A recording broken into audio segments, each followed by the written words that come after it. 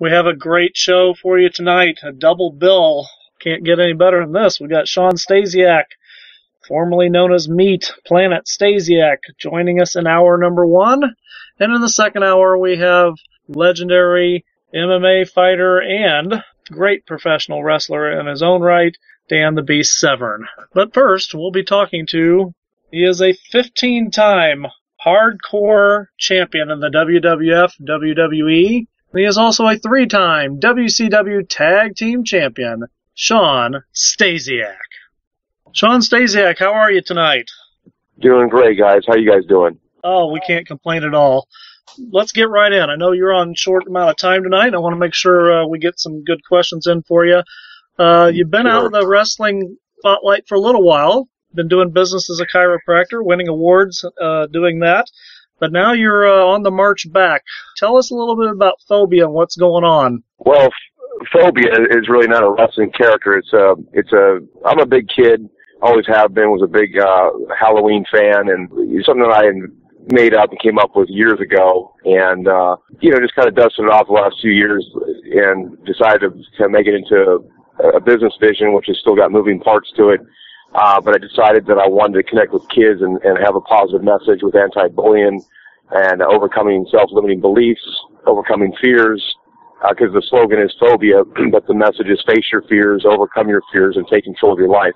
I just shot a short film. There's actually a teaser that's out that we're keeping quiet right now, but in the next couple of weeks we should have, I'm going to be exposing this pretty much to the world. So it's turning out really, really good. It looks great as far as professionalism and just the quality of the film is turning out. We're really happy with it. So I think it's going to definitely bring some awareness and focus on the character and its message, but it's not a wrestling character. It was never intended for one, although I did use that character to get my initial tryout with the WWE back in 1998.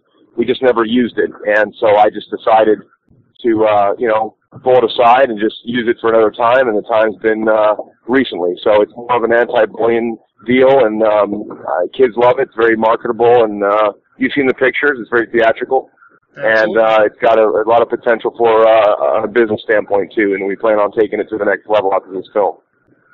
So I guess what brought this about for you? You say it's about bullying and stuff like that. What brought this to make you want to bring this character back and make a difference in this area?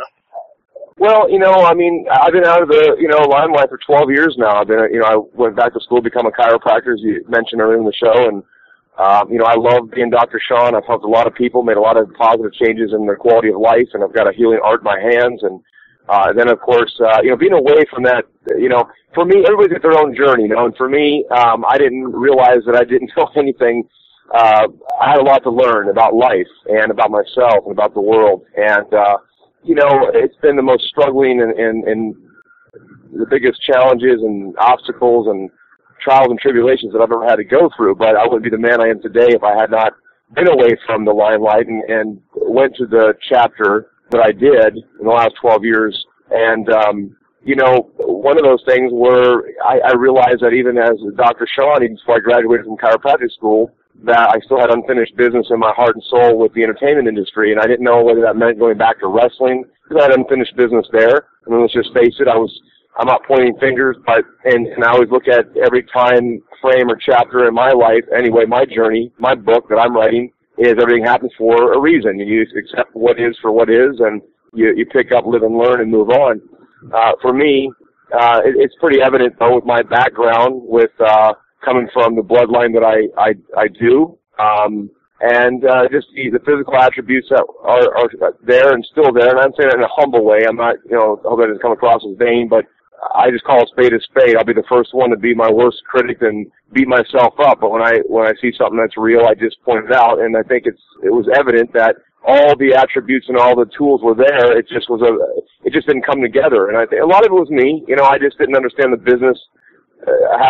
Just the way that I had conducted myself is always a good intent, but just stupid things looking back, and man, why would I have done that or said that, or, it's very political, as you know, but at the end of the day, it is what it is, and I learned as a man, not just in my wrestling career where I made mistakes, but in my life, and that brings me to who I am today. And then as far as this character, I think for me it was like, well, I was exposed to a business that was all about merchandising and charisma and showmanship. And of course, when I was there, it was the Attitude Era, so it didn't really cater more towards kids. It was more towards, maybe teenagers and, up to 40-year-old demographics. But, I have a soft spot in my heart for kids, and I'm a big kid, at heart. And it was just something where I thought, something's missing, man.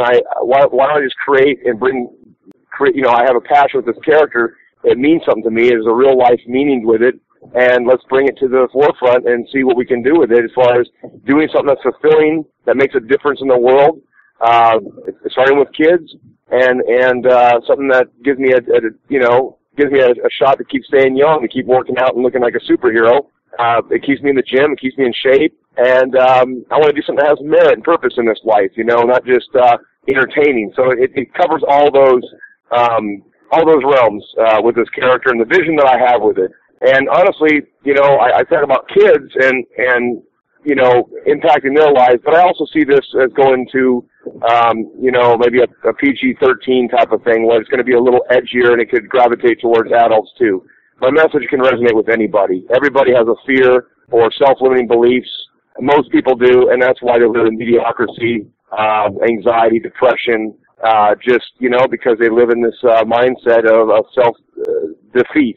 And so I'm one of those types that I know that my sole purpose, whether I make a return at WWE as Shawn Stasiak, full of piss and vinegar, and a second-generation world-class athlete that wants to make history by becoming the first father-son duo to win the WWE title. It's never been done before till this very day. Or play this Phobia character, or be Dr. Shawn. I want to inspire as many people as I can because that's what I believe I was put on this planet to do. So you just got an earful, and I probably answered about 10 more questions. You got it.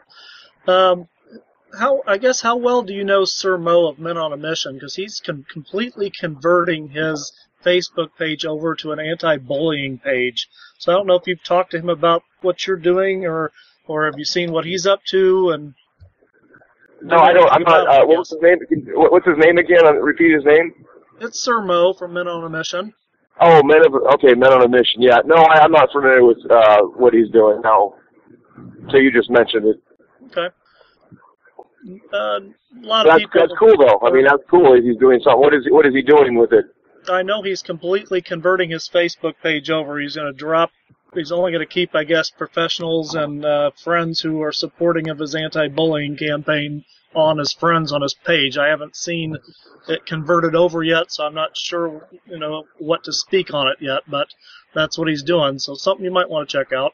Okay, cool. Well, I understand that too because I actually have a Phobia fan page on Facebook, which I haven't even advertised yet. I have a Shawn Stasiak fan page as well. The timeline that you and I, Rick, had connected with is my personal one, and that's an intertwining of all, that's pretty much what you see is what you get with me. It's the two brands that I've kind of posted pictures, I've had write-ups, I've done different things with it. But I understand that, and I think that's what I'm going to be doing with my page as soon, is just having a dedicated page for Phobia, and it's going to be just all anti-bullying, just a mission of the character and just business-orientated.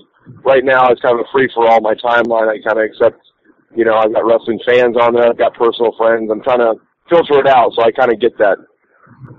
Most of our followers and listeners of the show understand that you are the son of, legendary WWWF Champion Stan, the Man Stasiak. A lot of wrestling children have different stories to tell about what they think of the business and what they thought of, it was like growing up in the business and with their fathers. I guess what was like for you following around your dad in the business? It was a unique experience. I mean, didn't really have a normal childhood. My dad was in the business. He had already been pretty much through, New York and was a WWE champion back in 1973. Of course, I was real young.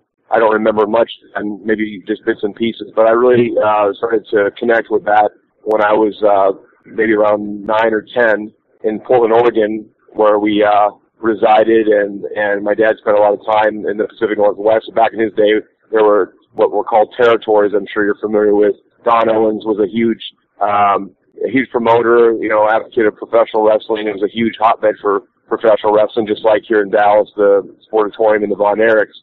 So there were these key hotbeds around the country, and Portland was one of them. And a lot of the greats came through there, the ones that, as a young boy growing up, so I would see I would go to the matches.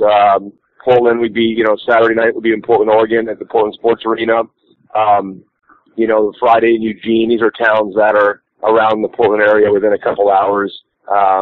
They had, Salem on Thursday and Pendleton on Wednesday. And I would travel sometimes for a week, straight with my dad and go to these different towns.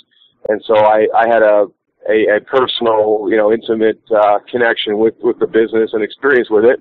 We saw, I had childhood memories of Andre the Giant, Jesse Ventura, Roddy Piper, Playboy Buddy Rose, Harley Race would come in, Ric Flair. These are all Rocky Johnson, which is funny because The Rock and I actually, when we were working back with WWE back in the early, I think it was 2000, 2001, we had realized that we had crossed paths when we were, I was 8 and he was 7. I'm about a year older than him. And we hung out and played around when we were kids, and we watched our dads wrestle, and then after the matches were over, we'd climb in the ring and horse around in the ring like it was a playground, and that was The Rock. So, my memories are very, very authentic and very deep-rooted, and it was a great memory. My dad was a hero in my eyes and to a lot of fans, especially in the Portland area, because it was just very loyal fans. My dad was predominantly a baby face in that territory, unlike with WWE, he was a heel, and a good one at that,